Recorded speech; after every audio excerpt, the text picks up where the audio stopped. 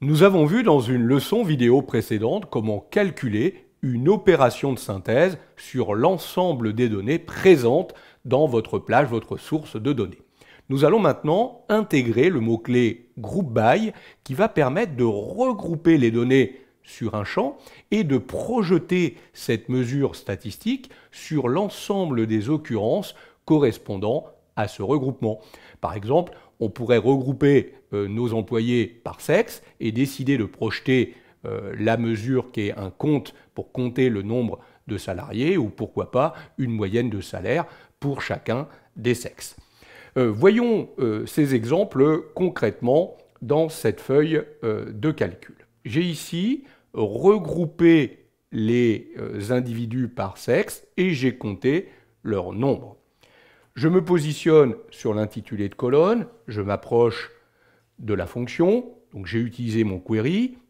À partir de la feuille lien 1 de A4 jusqu'à K 100 mètres de fin de ligne, je retrouve mon select G, donc je sélectionne la colonne G qui correspond au sexe, et en deuxième colonne, je vais faire un count de B, autrement dit un décompte de B, et regardez derrière, group by G. J'ai regroupé le count sur le sexe, et donc du coup, vous voyez bien que immédiatement, il projette la mesure de décompte pour chacun des sexes. Alors soyez pas étonnés de voir apparaître une cellule vide avec un 0, comme je n'ai pas mis de ligne finale, évidemment, il me prend toutes les lignes de la feuille de calcul, au-delà des cellules remplies, et évidemment, j'ai donc des sexes complètement vides à l'intérieur de la plage. Voilà pourquoi il m'a mis ici un 0 pour l'occurrence qui est vide, dans le sens où évidemment je n'ai pas de sexe sur les colonnes au-delà de mon tableau,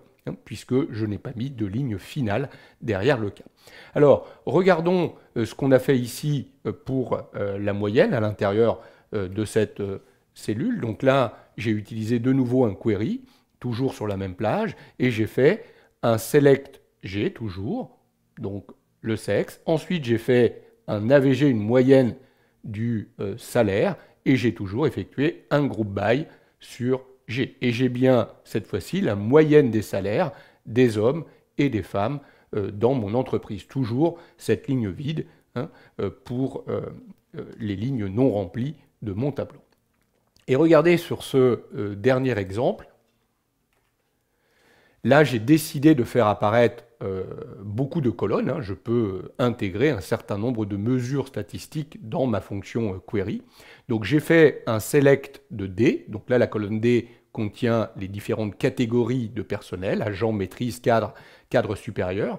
Et à partir de là, j'ai fait un count de B, autrement dit j'ai compté le nombre de lignes, j'ai fait une somme du salaire, autrement dit j'ai la masse salariale, une moyenne du salaire, le maximum de salaire, le minimum de salaire, et vous avez vu j'ai rajouté une clause where G égale femme, donc je vais avoir ça uniquement pour les femmes, et en plus j'ai effectué un group by D, j'ai regroupé les mesures statistiques sur la colonne D qui correspond à la catégorie. Et donc j'ai réussi à projeter toutes ces mesures sur chacune des occurrences agent, maîtrise, cadre et cadre supérieur de cette colonne D qui contient la catégorie de personnel. Et ce, uniquement pour les femmes avec ma clause where. Voilà comment on peut utiliser l'opérateur group by pour projeter des mesures statistiques sur un certain nombre d'occurrences